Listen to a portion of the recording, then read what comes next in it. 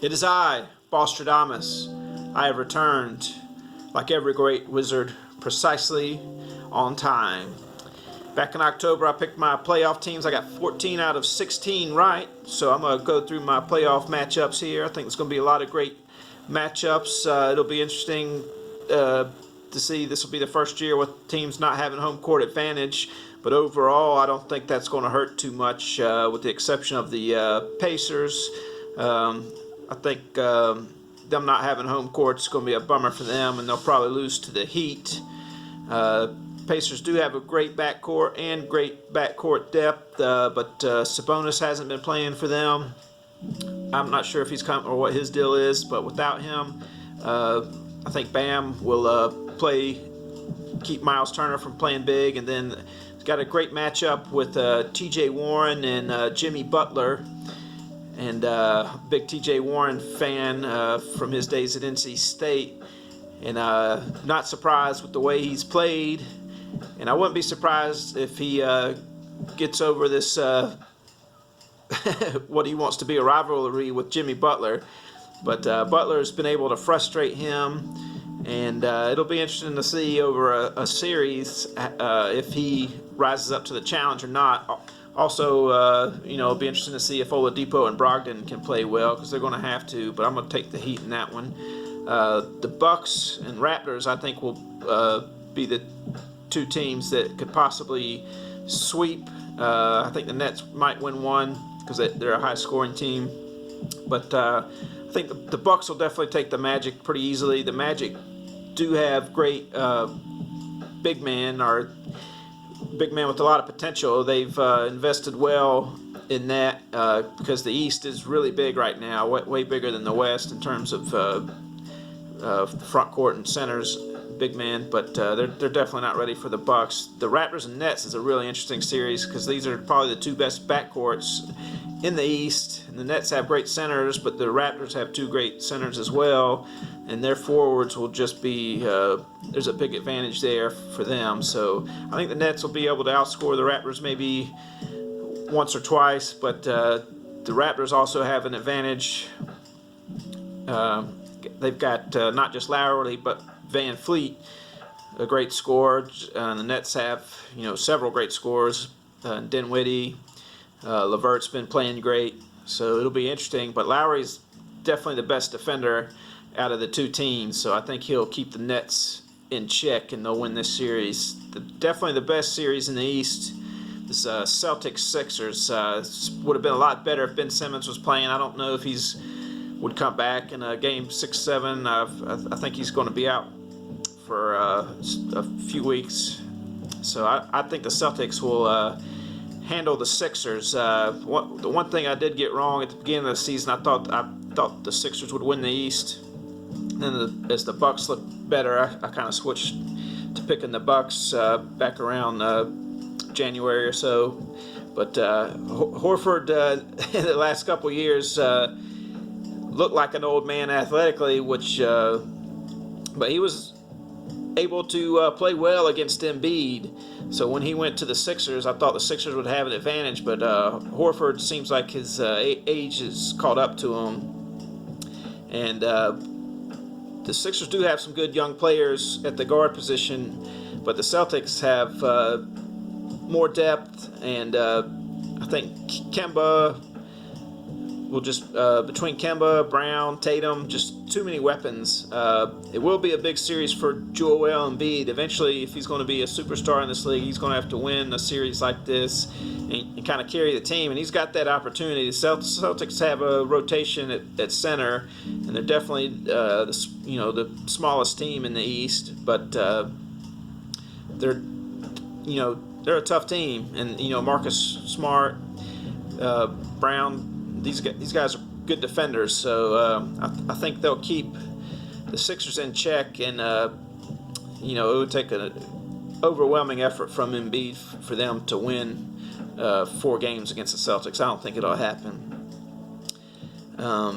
So I'm gonna go over to the West now. I'll come back to my other round picks.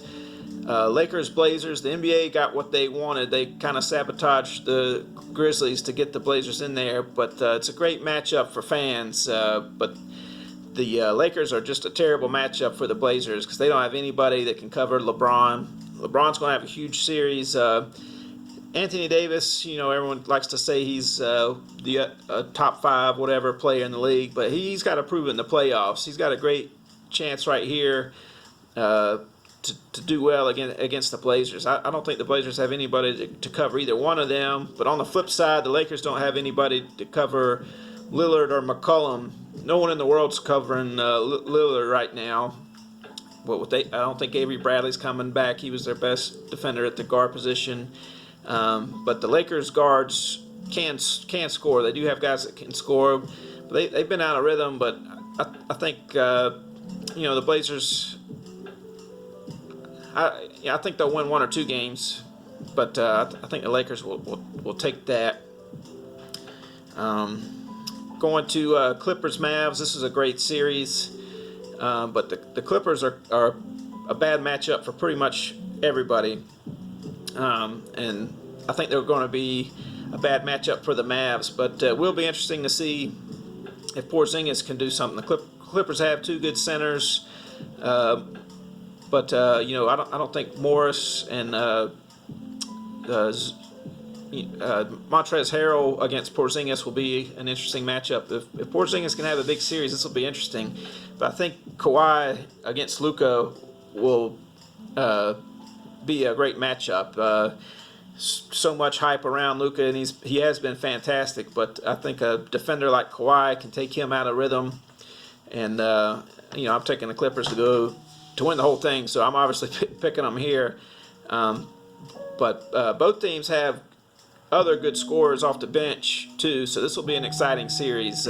Curry, Lou Williams, Hardaway Jr. can play well. It'll be interesting. But overall, I'm taking the Clippers. Nuggets, Jazz. This is another fantastic matchup. These I thought would be 2 top 4 teams in the league, but the Jazz weren't quite as good as they could have been. They just kind of didn't gel the way you thought they would. You would think Bogdanovich playing with Inglis would be a great matchup, or a great combination, but they kind of didn't help out each other's game that much, and the Nuggets are definitely an up-and-coming team, so I'm taking the Nuggets. It'll be interesting to see if Porter Jr. This will be a good opportunity for him to continue to play great, and Millsap needs to get going as well. If he can get going against the Jazz, that'll really help them against the Clippers in the next round. Rockets Thunder. This is a fantastic matchup. This might be one of the most fun to watch because of the Chris Paul Westbrook trade. At the beginning of the season, I was going to pick the Rockets. Then when they traded Capella to the Hawks, which he might not have played anyway with his injuries, but it was so. Their whole style, I don't think is good enough to win all these series in a row. Their style, just outscoring anybody. They're going to win games in every series they play, probably, but they might not win this series. I'm going to pick them to beat the Thunder, but I wouldn't be surprised if the Thunder do get their number. This series could be over because Adams is way better rebounder by far than anybody on the Rockets. But I think and Gallinari is a great scorer as well. He's in a great spot. He couldn't be in a better spot than with the Thunder and a great point guard like Chris Paul, and they need a scorer like him. So he's been able to score over 20 a game this year. But he's not. Adams and Gallinari, they're not the greatest post move scorers, and that's what you need to just beat the Rockets consistently. So I think the Rockets will get 4 against the Thunder and move on. Try go back to the East to do my second round. I think I'm picking the Bucks to win the East against the Heat. It'll be interesting to see if they put Bam on Antetokounmpo. Pretty much nobody in the league can cover Giannis, and I definitely don't think anybody on the Heat can. And Bledsoe and Middleton are just in the prime of their career. So I think the Heat do have, Dragic. They have some good shooters, but Bledsoe's a really good defender, and the Bucks have some good scorers of their own off the bench. So I think that might be an interesting series. And the Bucks didn't play great in the bubble, but I think having the Magic in the first round will get them going, and they'll end up beating the Heat. Raptors Celtics, fantastic series. I'm taking the Celtics, but barely. The Raptors' experience last year is going to be huge. Raptors are way better at center than the Celtics. The guard play in that series is going to be fantastic. And then Tatum versus Siakam. That's going to be a great opportunity for both of them to prove each other. So I got the Celtics, but just barely. And then Celtics Bucks. Once again, they might be able to frustrate Antetokounmpo. But he's going to have to score in the paint for sure against the Celtics, and I think he will. And then Bledsoe is one of the best defenders in the league. Having him against Kemba is a huge plus. And then you got Jaylen Brown covering Middleton, which Middleton's a great player, but I think Brown can overall the Celtics just have a little bit more depth, so I'm gonna take them. Rockets Lakers, I think the Lakers will win that. It'll be interesting though, because once again the Lakers don't have anybody to cover Harden and Westbrook, so that'll be a super high scoring series. It'll be a lot of fun, and I wouldn't be shocked if the Rockets won that, but I'm definitely taking the Lakers. Moving on to Clippers Nuggets. I think the Nuggets eventually will win the whole thing. They got to, this will be a great opportunity for Porter Jr. going against Kawhi, Paul George, and those guys. Can he play up to that level in this spot? It's a great opportunity for him. Jamal Murray's a great player, but he's been didn't play a whole lot in the bubble, and he's going to have Patrick Beverley cover him. That's not great. And then they've got guys that could potentially slow Jokic. So it should be a fun series. But definitely taking the Clippers. And then Clippers Lakers. That's what this is all about right now for a lot of fans. I'm just going to go with the Clippers because Kawhi's been so much fun to watch in his career. I think he'll get it done once again. And Paul George, he's had a real interesting career. I think this kind of seems like the moment where he'll shine. So, and I love, the Clippers guards are better than the Lakers guards. Not by a whole lot, but the experience of Lou Williams, Beverly. Lakers probably have a slight advantage at center, but the Clippers centers are almost pretty much a draw there. So it'll be a great opportunity for Anthony Davis though. If he's going to be a star in this league, he's got a great opportunity here. It'll be interesting to see if the Clippers.